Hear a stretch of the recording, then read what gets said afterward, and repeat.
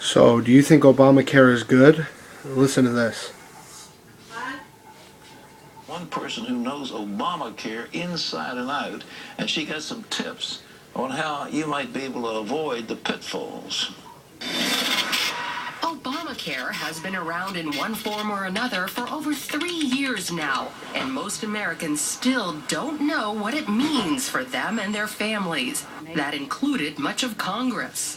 But we have to pass the bill so that you can find out what is in it. Betsy McCoy, however, read it and understands it. In her new book, Beating Obamacare 2014, she spells out how to brace ourselves for what's ahead.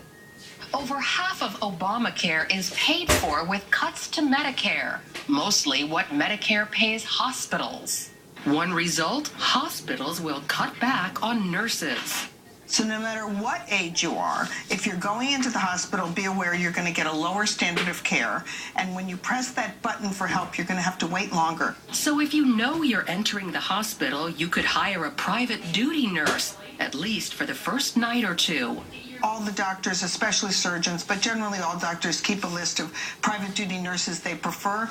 The hospital also has a list of agencies with which they deal, so the nurses they call will be very familiar with the routine of that hospital. Those Medicare cuts will also hit individual doctors as their reimbursements for treating their Medicare patients will drop. So plan ahead.